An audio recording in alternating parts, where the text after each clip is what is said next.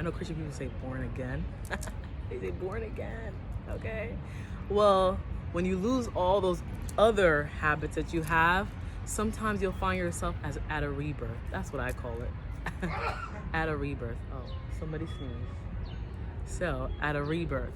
So, I think I found myself at a rebirth. So, I'm going to tell you my story, right? My story is my glory. So, I had a child at 18, turning 19. What?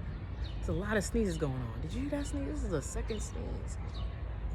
I had a child 18, turning 19, and I had a son at 36 years old. 2 different places.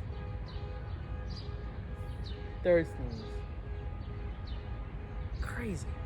2 different ages, same mindset. Same mindset, right? So